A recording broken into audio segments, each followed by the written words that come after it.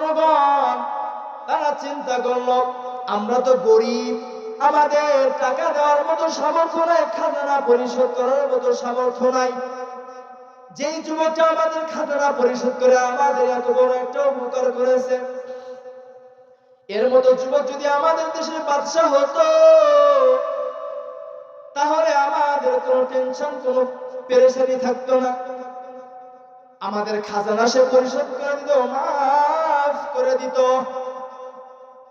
এই চিন্তা নেওয়ার পর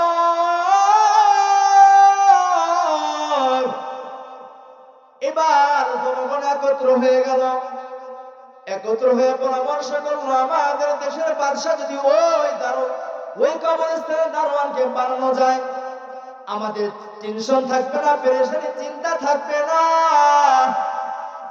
পরামর্শ সাপেক্ষে ওই কবরস্থানের দারোয়ানকে ডেকে নিয়ে আসা হলো।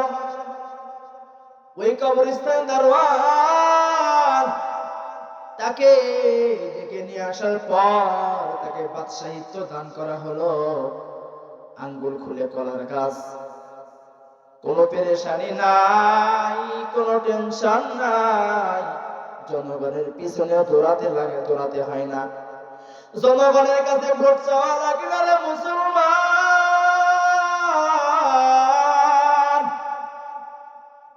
ভোট ছাড়া, কোনো পরিশ্রম ছাড়া, কোনো কষ্ট ছাড়া কাবুস নামক ফিরাউন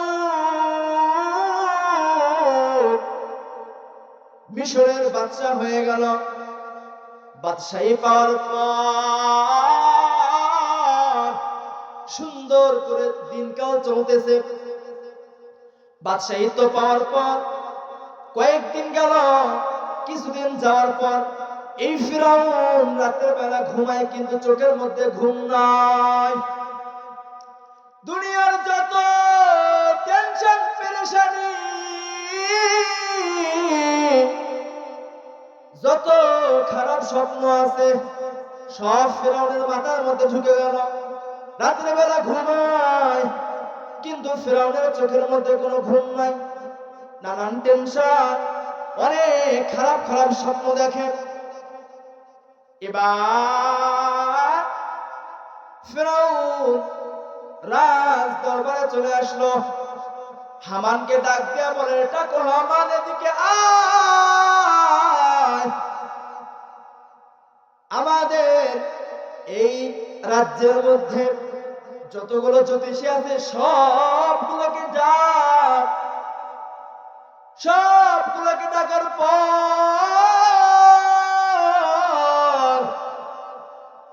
জ্যোতিষীদের মধ্যে সব থেকে বড় নেতা, বড় জ্যোতিষী নাম ছিল তার দবিরা। দবিরাকে ডাক দিয়ে বলল, রে দবিরা, দেখ আমার ভবিষ্যৎটা একটু দেখ। রাত্রে বেলা ঘুমাইতে গেলে ঘুমাইতে পারি না, অনেক টেনশন, অনেক চিন্তা, অনেক খারাপ স্বপ্ন দেখি রে দবিরা।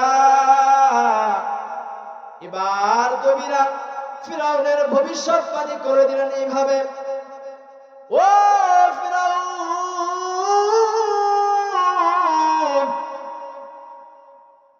তুমি তো এক সময় ছিলা এক কবরস্থানের দারোয়ান, সেখান থেকে আঙ্গুল খুলে কলার গাছ, এক চান্সে দেশের প্রেসিডেন্ট হয়ে গেছো। অনেক বড় একটা খুশির সংবাদ, দেশের প্রেসিডেন্ট হয়েছে, অনেক বড় একটা খুশির খবর।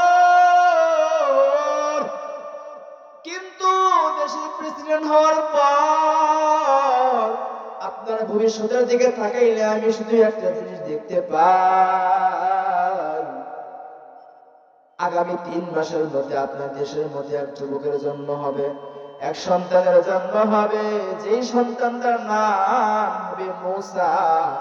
এই সন্তানের জন্য, এই যুবকের জন্য আপনার রাজত্ব চলে যাবে, আপনার বাদশাহিত্ব চলে যাবে, প্রয়োজনে আপনার জীবনটাও যেতে পারে।